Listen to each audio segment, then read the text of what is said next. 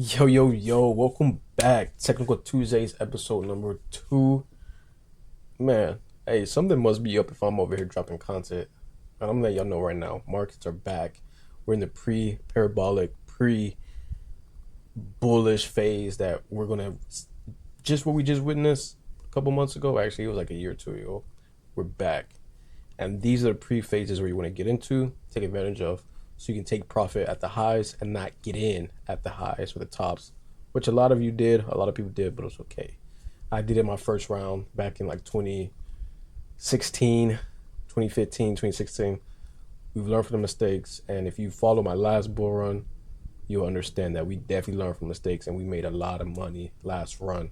Just because these same techniques I'm showing y'all, getting in early and trading your way up to the top, you'll make so much money, and it's going to be less stressful than watching Bitcoin go to 60K and you get in Bitcoin at 60K. You want to get in Bitcoin at these levels, trade your way up, get out, and that's what I'm going to show you guys. There's a lot to uncover today, a little bit, so let's get into it. Basically, it's just going to be how the new liquidity has entered the market and the outlook from the new liquidity entering the market, and then we're going to jump into some charts. So yeah, let's get it. I want to show you guys something. This is how I know new liquidity has entered the market. And what I mean by new liquidity is just new money. New money, old money. There's just money coming into the market, which is good because once there's money in the market, prices of everything will rise with it, right? Let me just kind of show you guys what happened. So back here, this is the Dow, the US 30, the Dow Jones, all that. So here at this top, right? At that top, that's Trump. Let's go put Trump, right? All right, he held the economy. He loves business. He loves the stock market booming. That's what he wants, right? After Trump was out of office, we had the new president, and also we had, unfortunately, we had the burden of interest rates. I mean, interest rates and inflation, just because COVID printed a lot of money, so that fell back on us. We had to make up for all that, right? So markets did drop, but it recovered. At this time where it recovered here in this zone, like last winter, crypto did not recover like stocks because of the whole FTX controversy. So that was holding it down. But once crypto got past all of that, crypto's back, and we've seen it. I'll show you the charts of the total market cap next. But this basically just shows me that new money has entered the market, liquidity has entered the market, the market's propped up. So once liquidity is in the market, crypto will rise. It follows it. And you guys can even, here's like a forecast chart. This is an excellent forecast chart.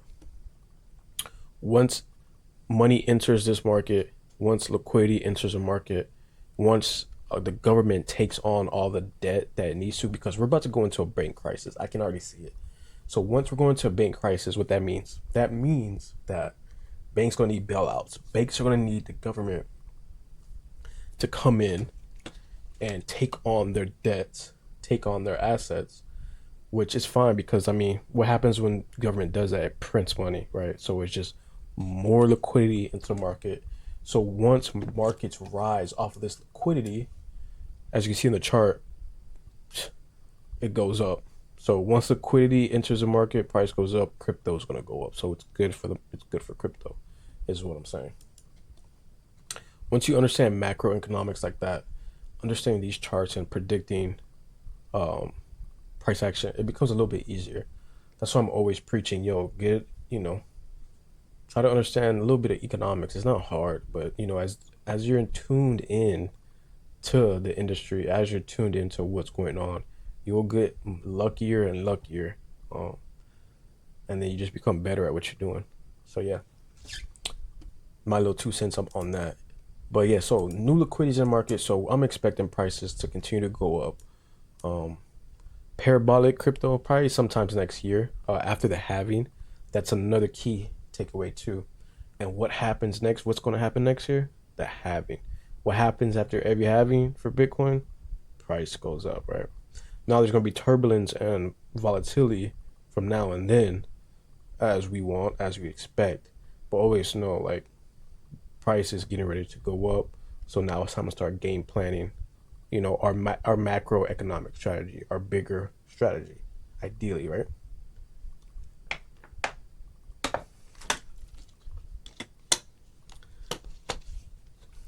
Easy money, easy money to be made. I mean, think about all the new money that's coming into. I think pretty much from 2021 to 2020 to 2021, $10 trillion, I believe. No, $10 billion. My bad. No, actually, $60 billion of venture capital money entered crypto. That's when we had all the NFTs, we had all the DeFi projects. Um, who knows? Web3 came out, gaming. Who knows where we're gonna have this next run? Like, as long as the ecosystem is creating new avenues, creating new value for us, or just expanding to what it needs to be, more money is gonna come in. Let's look at the total market cap right now, right? So, total market cap is sitting at $1 trillion. It had a high of 3 trillion. Once the new money comes in, total market cap is going to shoot to like 10 trillion up here. I mean, you can even bring out a Fibonacci. We all know I'm a Fibonacci king. It does it Fibonacci. If we do like a Fibonacci expansion, I'm pretty sure it'll go up to 10 trillion. But worst case scenario, we hit 5 trillion. If total market cap hits 5 trillion, that's going to put Bitcoin at 100,000. That's going to put your ETH at 20K type deal. You know what I'm saying? Like, so you got, that's what I'm kind of showing you guys, like the bigger picture of things, the macro look, right? So, it is what it is. There's so many. Look, look at this. I mean, I could go on and on about if we look at the total market cap and we just look at regular price action and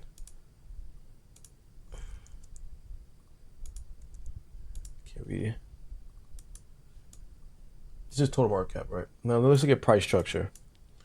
Look up, made a high low. Look at this phenomenal support, and it's trading above the 50-day moving average. Yeah, price will go up and down, but this is a bull market trend. This is a huge trend to the upside. This is total market cap. So if the bigger picture is going up, that means every other asset will follow along, right? We can even look at, oh man, where was it at? ETH. Look at this. Look at another good example of something big is about to happen. Just looking at charts, looking at price action. To me, this is a wedge. This is ETH to Bitcoin. I do think ETH is going to surpass Bitcoin in volume, in overall value at some point because of the value it brings. DeFi, NFTs, Web3, just the use case for it. And that's fine because, Bitcoin is evolving as well.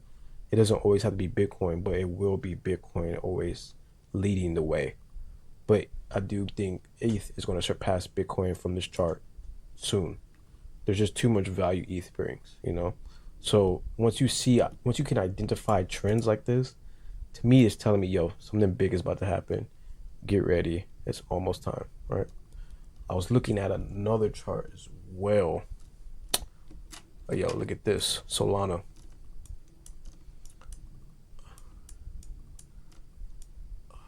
Look at this.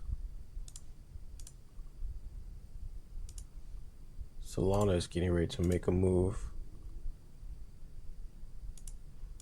as well. Look at this. My prediction, breaks above here, it's gonna do something like this. Boom, boom, boom, boom. Easy money. It's created wonderful support down here at 16, 15, $20. And then once it gets to that quarter, and we're almost based at the quarter point. We all know what happens at the quarter point. Price always reverses at quarter points, especially in a bull market, especially when there's volume. So everything looks prime for setup. I can go through many, and we're gonna go through more charts, but those are just prime examples of just identifiers that's telling me bull market's back. It lines up with the macroeconomics of our current financial systems. So it's time for us to just, get ready.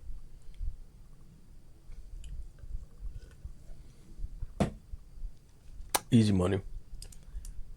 Let's look at, I do want to break down some charts. At least projects that I'm looking at. We looked at Doge last week. Doge still looks solid. We can replay the Doge, the double up on Doge. I do believe a good double your money play on Doge is coming up here. If you can get in anything under 8 to 7 cents, perfect play. Easy money. Because we all know what happens with Doge. Doge rages. Once it gets solid support, liquidity, it's going to boom.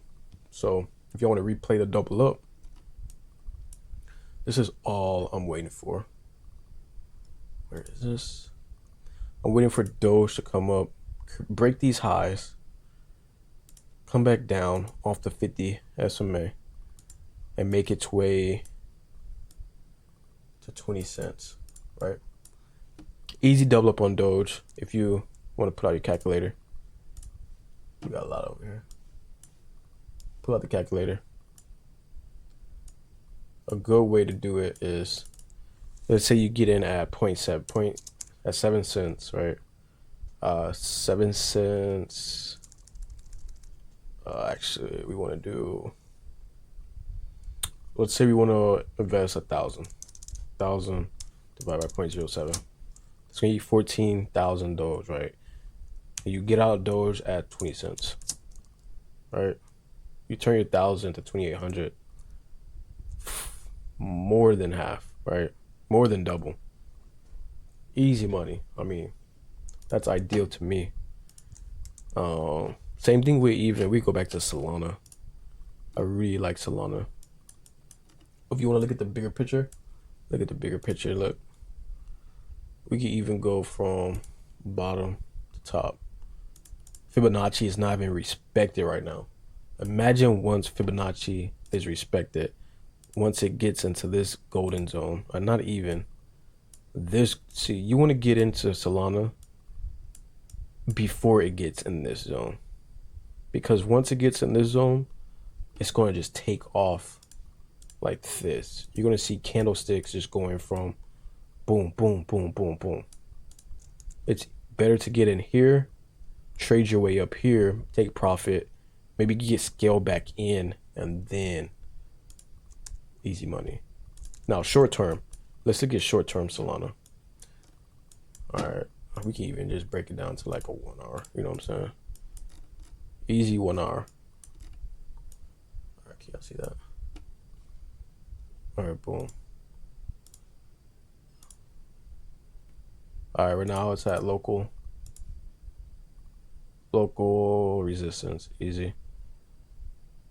I would say, if anything, if we had a correct, that would be our support resistance. Remember, support is up top, resistance is at bottom, supply, demand, right? Easy money. See? So currently on the 1 hour, we're trying to figure out where we're gonna go, right? We made this move to the upside. Ideally, now we're gonna try sideways. We're gonna trade sideways for a bit before we figure out the next move. If you did want to get into a trade, I don't see a clear setup here, especially on the 1 hour. I would have to see it break some of these highs to be bullish. Or if you wanted to short, you could possibly get into a short, but I wouldn't short any market. I wouldn't short crypto right now. I'm just not with it. I would just sit on my hands right now, but this looks good. Short term, this would be a solid play. Yeah, it's at heavy resistance. I just think we're gonna trade sideways for now. Easy. It's fine if we trade sideways. I was just trying to look for more plays to see if there's, an obvious play for us. But overall, super bullish on Solana. Easy.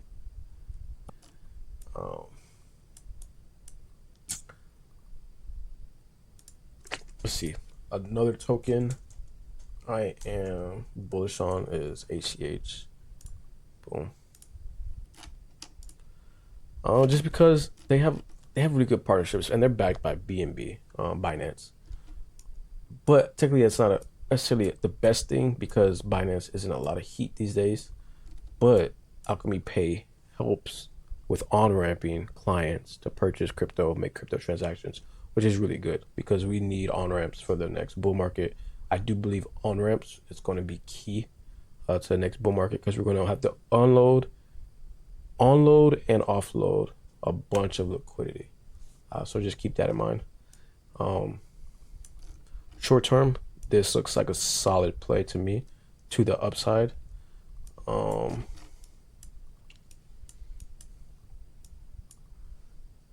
If we're looking at the 4-hour chart, we're sitting at support, low support. I can see this wick here. Lots of buys came in here, came back down, which is fine.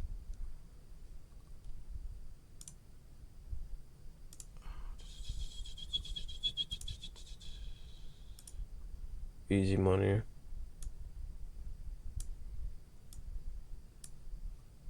Right now, what I'm looking for on this, I just need one more candle to break above this zone.